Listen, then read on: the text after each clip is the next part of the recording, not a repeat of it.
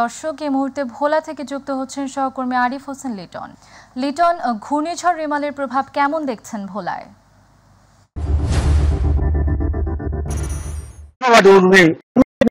যে বঙ্গোপসাগরে সৃষ্টি হওয়া লঘুচাপটি গভীর নিম্নচাপে রূপান্তরিত হয়ে এই ঘূর্ণিঝড়টি রেমাল রূপে পরিণত হয়েছে, যার ফলে কিন্তু উপকূলীয় জেলা এই দ্বীপ জেলা ভোলার মানুষ সবচেয়ে বেশি আতঙ্কিত হয়ে রয়েছে। তার কারণ হলো, আপনি জানেন যে চারদিকে নদী বিস্তৃত একটি শহর হলো এই দ্বীপ জেলা ভোলা শহরটি। এই শহরটি কিন্তু এই শহরের মানুষ সবচেয়ে বেশি আতঙ্কে থাকে।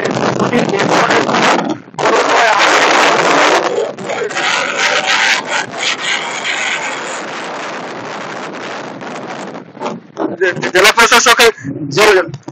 প্রশাসকের পক্ষ থেকে সকল ধরনের প্রস্তুতি নেওয়া সম্পূর্ণ করেছে। জেলায় 869টি আশ্রয় কেন্দ্র খুলে দেওয়া হয়েছে, 8টি কন্ট্রোল রুম এবং 12টি মজুদ কেল্লা সহ 11 লক্ষ টাকা মজুদ এবং 222 মেট্রিক টন চাল এবং 92টি মেডিকেল টিম কিন্তু খুলে দেওয়া হয়েছে। জেলার 13,860 জন সিপিপি এবং রেড ক্রিসেন্টের 2000 কর্মী কিন্তু কাজ করে যাচ্ছে।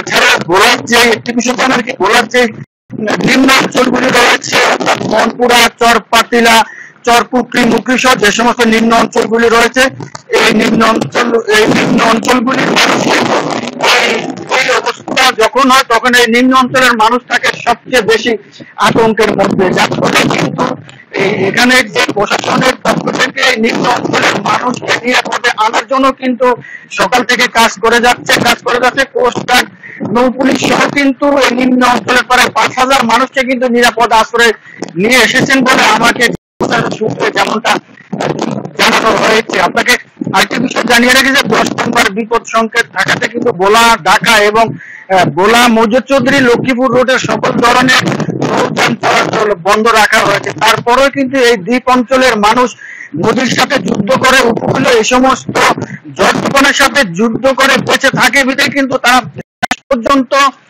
শেষ পর্যন্ত কিন্তু আবহাওয়ার শেষ সংকেত পর্যন্ত তারা অপেক্ষা করে। তারা কিন্তু নিরাপদে সহজে আসতে চান না। আজ সকালবেলা যে ফেরিঘাটটিতে আমি আছি, এখানে এসে মানুষ নদীর উপরে যাওয়ার জন্য ভিড় করা রয়েছে। প্রশাসনের পক্ষ থেকে মাইকিং করা হলো, মানুষ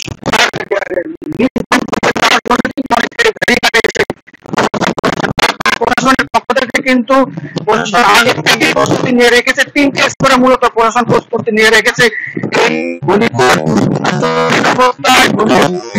শেষকালীন অবস্থায় মানুষকে নিরাপদ রাখার জন্য কিন্তু প্রশাসন সকল ধরনের প্রস্তুতি নিয়ে রেখেছে।